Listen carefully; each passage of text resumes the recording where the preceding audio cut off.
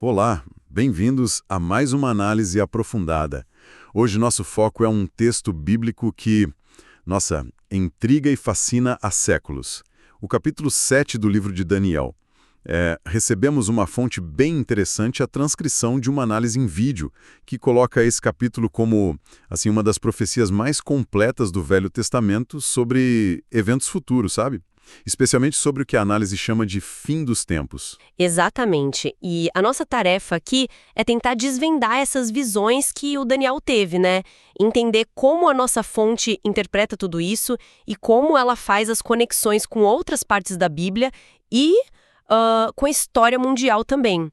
Principalmente olhando pelo lado do domínio dos povos não israelitas, os gentios, né? Como a fonte chama. Certo, certo.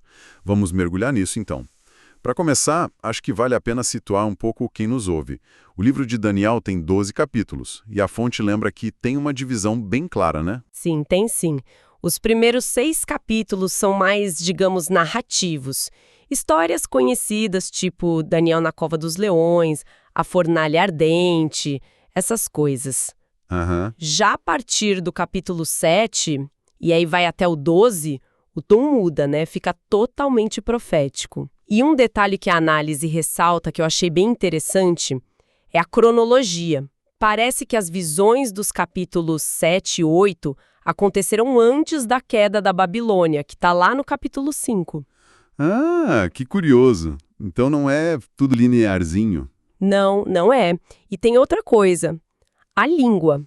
A fonte aponta que os capítulos 2 a 7 foram escritos em aramaico. Aramaico?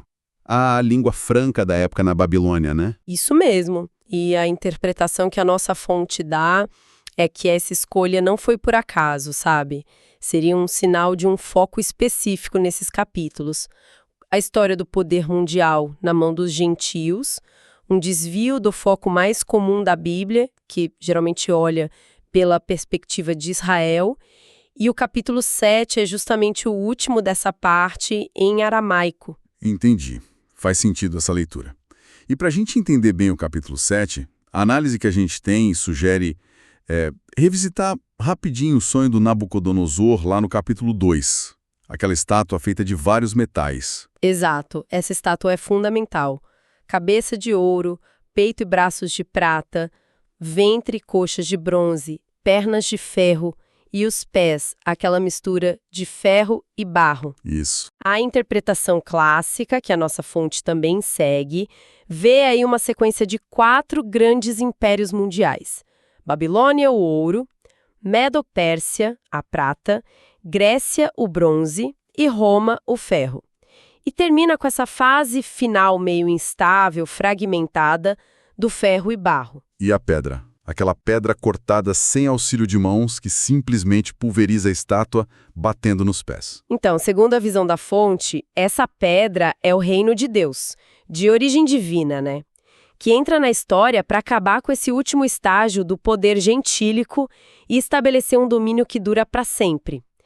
Essa estrutura dos 4 impérios é o pano de fundo para a visão dos 4 animais do capítulo 7. É quase um paralelo. Ótimo, ótimo. Com esse contexto, vamos então para o capítulo 7. A visão acontece no primeiro ano de Belsassar, né, neto do Nabucodonosor. Daniel vê os 4 ventos do céu agitando o grande mar. Pode ter um simbolismo a mais, sabe? O mar como a humanidade agitada, de onde saem as nações, os impérios, e dessa confusão toda saem 4 animais gigantes, um diferente do outro. O primeiro, um leão com asas de águia. Mas aí acontece algo estranho. As asas são arrancadas, ele é levantado, fica de pé como um homem e recebe uma mente humana. A nossa fonte até comenta que leões com asas eram símbolos bem comuns na Babilônia. Correto. A ligação com Babilônia é bem direta na interpretação da fonte. E essa transformação do leão perder as asas, ganhar mente humana, a fonte até especula se não seria uma referência àquela experiência do Nabucodonosor, no capítulo 4, sabe? Quando ele foi humilhado e depois reconheceu Deus. Interessante essa conexão. Aí vem o segundo animal. Um urso. Ele se levanta sobre um dos lados e tem 3 costelas na boca. E uma voz manda: Levanta-te, devora muita carne.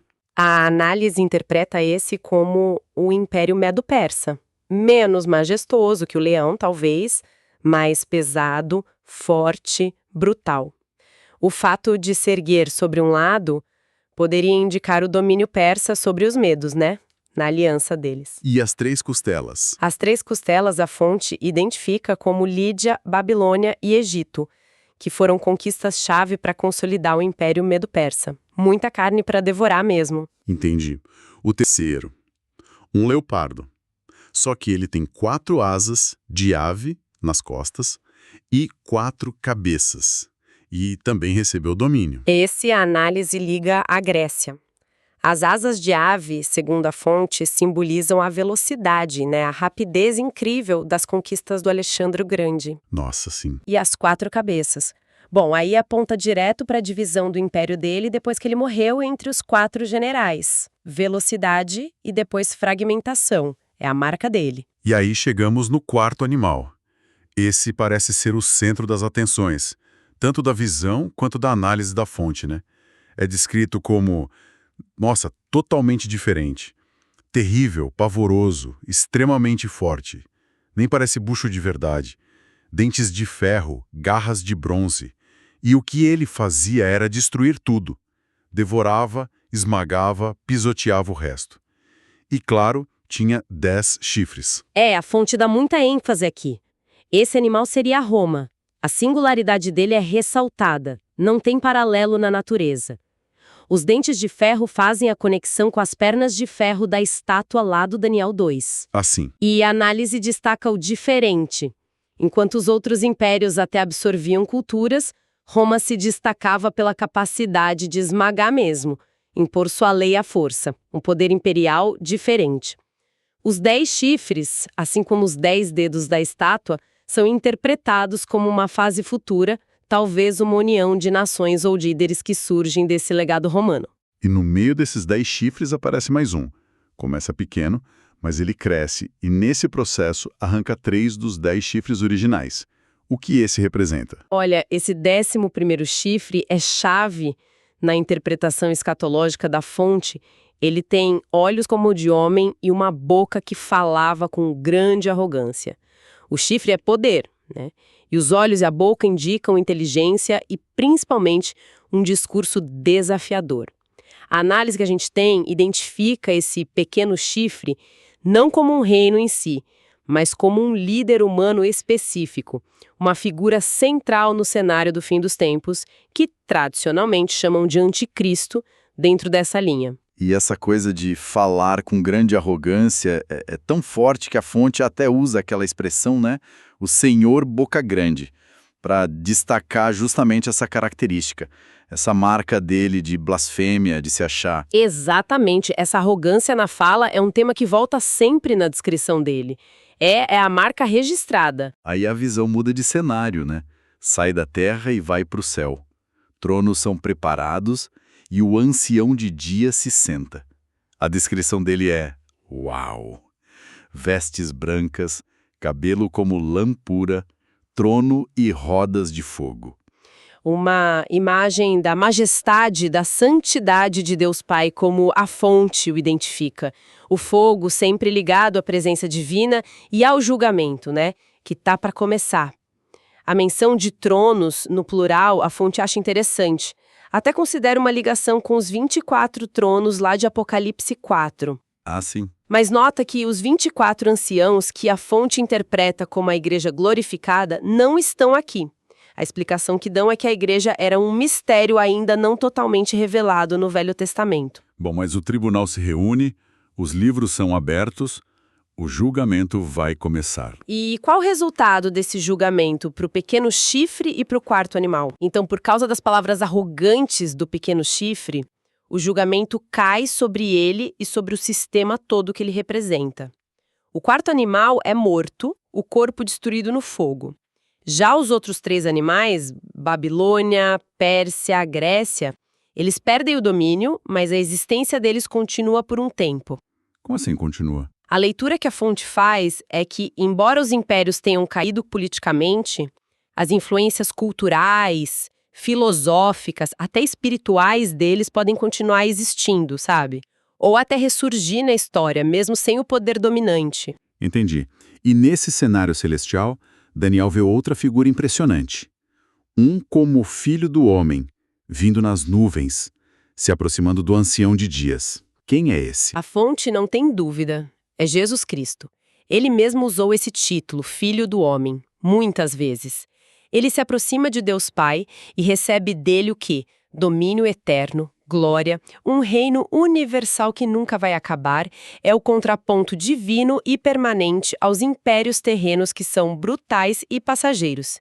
A análise liga isso à autoridade que Cristo ganhou com a morte e ressurreição. Dá para entender por que o Daniel ficou mexido com tudo isso, né? Ele pede explicação para um dos seres celestiais que estava lá. Sim, a visão foi muito intensa para ele. A explicação confirma o básico. Os 4 animais são 4 reinos aqui da Terra, mas a conclusão é que os santos do Altíssimo receberão o reino e o possuirão para todo sempre. Mas o Daniel e a fonte elogia isso e ele insiste. Ele quer saber mais detalhes sobre o 4º animal, aquele diferente, destruidor, e principalmente sobre o tal pequeno chifre que surgiu depois e falava daquele jeito arrogante.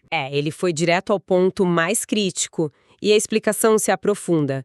O 4º reino vai ser diferente, mais abrangente, vai devorar toda a terra. Os 10 chifres são 10 reis que vão surgir desse reino, da base romana, e o 11º, o pequeno chifre, surge depois deles, derruba 3 e tem uma natureza diferente dos outros. E o que ele vai fazer exatamente? Falar contra Deus, oprimir os santos do Altíssimo e tentar mudar os tempos e a lei. A fonte até chama atenção para o lei no singular, talvez se referindo à Torá, a lei mosaica. E os santos vão ficar sob o poder dele por um tempo, tempos e metade de um tempo. Essa medida de tempo é super importante na interpretação da fonte. Eles decodificam assim: tempo é 1 ano. Tempos, como está no dual aramaico, seriam 2 anos. E metade de um tempo, meio ano. Total, 3 anos e meio. 3 anos e meio. Exato. E o ponto central para a fonte é que esse período exato, 3 anos e meio, ou 42 meses, ou 1.260 dias, aparece várias vezes em outras profecias, em Daniel 9, Daniel 12 e lá em Apocalipse 11, 12 e 13. Para essa análise, isso reforça a ideia de que é um período literal, bem definido de tribulação, lá no fim dos tempos. Mas esse domínio dele tem um fim, né? O tribunal age. Sim, o julgamento celestial vem. O poder do pequeno chifre é tirado, destruído para sempre, e o reino eterno finalmente é entregue ao povo dos santos do Altíssimo. A reação do Daniel é de choque, né? A fonte descreve ele ficando pálido assim, de queixo caído, como a gente diria. Mas ele guarda tudo aquilo com ele. E aqui acaba a parte em aramaico do livro. O resto em hebraico, segundo a fonte, volta o foco para o destino de Israel mesmo. Mas a análise que a gente está vendo não para aí. Ela faz uma ponte importante com o Novo Testamento, lá com o Apocalipse 13, onde o João descreve uma besta subindo do mar. Sim, essa conexão é vista como crucial. A besta de Apocalipse 13 parece um mix dos animais de Daniel. Corpo de leopardo, pés de urso, boca de leão. Como se reunisse as características dos impérios anteriores. Ela também tem 10 chifres e 7 cabeças, a fonte até levando a hipótese das 7 cabeças serem os 10 chifres menos os 3 que foram derrubados, sabe? Ah, interessante. Ela também fala blasfêmias, recebe poder do dragão, que é Satanás, tem aquela ferida mortal que cura, o mundo todo adora ela e ela age por 42 meses, os mesmos 3 anos e meio. E um ponto-chave. Essa besta também faz guerra aos santos e os vence. Exato, e é aqui que a fonte tira uma conclusão teológica importante. Ela pega Daniel 7, 21, o mesmo chifre fazia guerra contra os santos e prevalecia contra eles, e Apocalipse 13, 7, a besta vence os santos, e compara com a promessa de Jesus em Mateus 16, 18, as portas do inferno não prevalecerão contra a minha igreja. Certo. Então a conclusão da fonte é: os santos que são vencidos pela besta pequeno chifre em Daniel e Apocalipse não podem ser a igreja. Seriam, portanto, um outro grupo, talvez judeus e gentios que se convertem durante aquele período de tribulação, depois da era da igreja. São os chamados santos da tribulação, nessa linha de interpretação. Então, para a gente resumir o que essa análise apresentou, Daniel 7, de forma paralela a Daniel 2, mostra uma sequência de 4 impérios mundiais gentios: Babilônia, Pérsia, Grécia, Roma. O foco principal vai para a fase final do Quarto Império, que termina num poder global, brutal, blasfemo, personificado numa figura específica, o pequeno chifre. Isso. Mas esse auge do poder humano rebelde vai ser julgado e destruído. E aí vem o reino eterno de Deus, liderado pelo Filho do Homem, Jesus Cristo, e que é compartilhado com os santos. E os pontos principais dessa leitura seriam A perspectiva de Deus sobre esses impérios, são bestas selvagens, não metais brilhantes, a importância do legado romano e da sua forma final, a figura do pequeno chifre como personagem central no fim dos tempos, e, dentro dessa interpretação, a necessidade de diferenciar a igreja dos santos que vão enfrentar essa perseguição final. Chegamos ao fim desta exploração do capítulo 7 de Daniel, então seguindo a interpretação detalhada da nossa fonte. É uma visão bem densa, cheia de símbolos, né? E oferece uma perspectiva bem específica sobre a história e o futuro. E, como um pensamento final, algo talvez para a gente refletir. A fonte destacou que o diferencial do quarto animal, Roma, era essa natureza de esmagar e pisar, de destruir em vez de só assimilar. Se a gente pensa nas dinâmicas do mundo hoje, onde às vezes se fala de centralização de poder ou de sistemas que podem acabar priorizando o controle sobre a liberdade, se um sistema global futuro surgisse com essa característica dominante de subjugar, de impor pela força, o que isso diria sobre a natureza desse sistema, para além de quem o lidera? Fica aí a questão, né, de como essas visões antigas e as interpretações que a gente ouviu podem ou não dialogar com o que a gente vê acontecendo no mundo.